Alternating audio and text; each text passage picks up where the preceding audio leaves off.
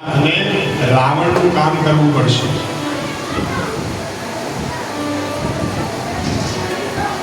અને આ તો ખોટું થાય. સત્યનો હંમેશા સાથ લેવાય, અસત્યનો નહીં. એટલે ગણેશજી વિચાર કરે છે કે રાવણ આ શિવલિંગ ન લઈ જાય એ જ સારું છે. પણ મહાદેવજી તો ભોળા છે, વરદાન આપ્યું હતું, શિવલિંગ આપ્યું હતું. શિવલિંગ લઈ અને રાવણ ચાલતો થયો. એટલે ગણેશજીએ ગોવાળનું સ્વરૂપ ધારણ કર્યું. ગાયનો ગોવાળ બની અને ગણપતિ મહારાજ આવ્યા છે રસ્તામાં. આ ભગવાનની માયાવી લીલા છે. ધીરે ધીરે શિવલિંગનું વજન વધવા લાગ્યું.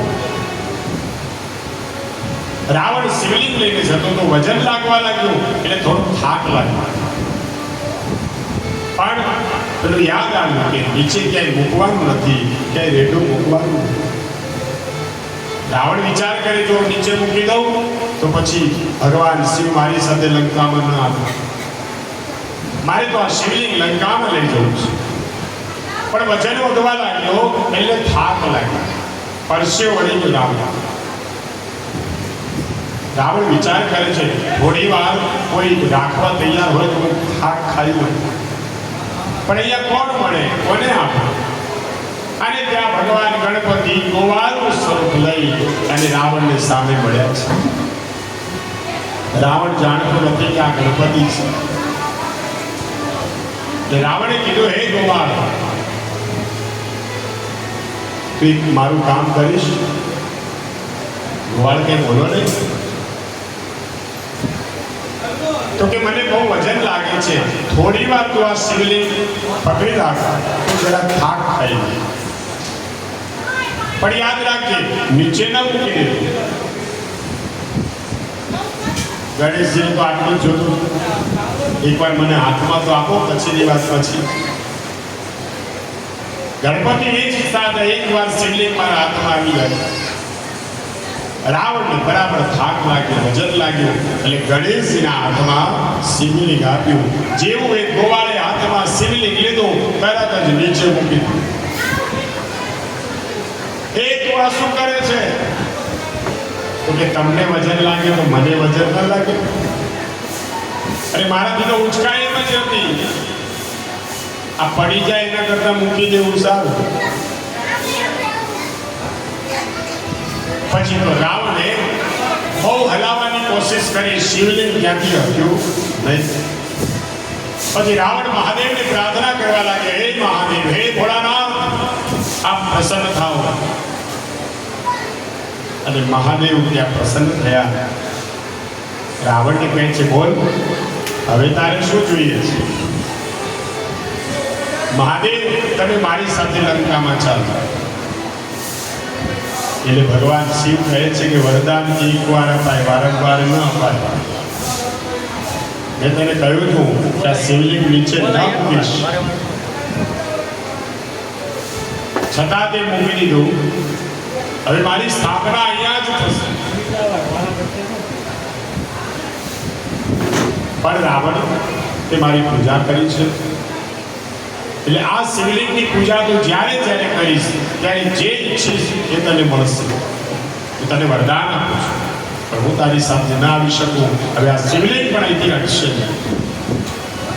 પછી રાવણે એ શિવલિંગની ત્યાં જ સ્થાપના કરી અને એ શિવલિંગ જ્યોતિર્લિંગ સ્વરૂપે પ્રગટ થયું અને એનું નામ પડ્યું છે બોલો વૈદ્યનાથ મહાદેવ.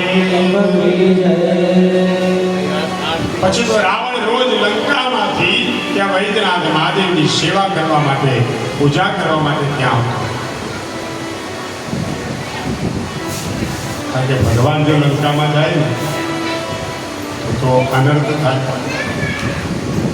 રાવણ શક્તિને પણ ન લઈ શક્યો અને શિવને પણ ન લઈ જઈ શક્યો. રાવણ રાક્ષસ હતો પણ શિવજીનો પરમ ભક્ત હતો. અને એણે ત્યાં શિવલિંગની સ્થાપના કરી. મહાદેવજી ત્યાં પ્રસન્ન થયા અને વૈદ્યનાથનું નામ પાડ્યું છે. જે કોઈ માનવ વૈદ્યનાથની પૂજા કરે છે તેના માટેનો આ શ્લોક ईतासं समाख्यातं वैद्यनाथं सरस्वतं महात्म्यं शृण्वतां पापं ऋणामति भस्मते એના દરેક પાપો ભસ્મ થઈ જાય છે. અથાં પ્રવક્ષ્યામિ શ્રી વૈદ્યનાથં શંકરસ્ય. ત્યારથી એનું નામ વૈદ્યનાથ મળ્યું છે. જે કોઈ વૈદ્યનાથ મહાદેવની કથા સાંભળે એને કોઈ દિવસ કોઈ રોગ થતો નથી. જન્મ મૃત્યુ જરા વ્યાધિ પીડિતમ કર્મના બંધનથી પીડાયેલો વ્યક્તિ વૈદ્યનાથની કથા સાંભળે એ બંધનમાંથી મુક્ત થાય છે. આ નવમું જ્યોતિર્લિંગ. આવો હવે પરમ નાગેશ્વર મહાદેવની કથા.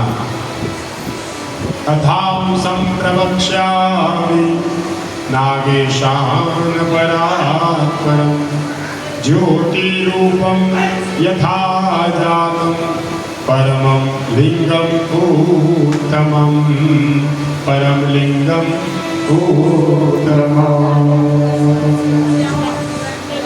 હે મહાત્માઓ, હવે હું તમને નાગેશ્વર જ્યોતિર્લિંગની કથા કહું છું. એ સાંભળો. દારૂકાવન એ સ્થળે દારૂ અને દારૂકા નામના રાક્ષસ રહે છે. આ રાક્ષસો લૂંટફાટ કરે, સમાજને દુઃખ આપે,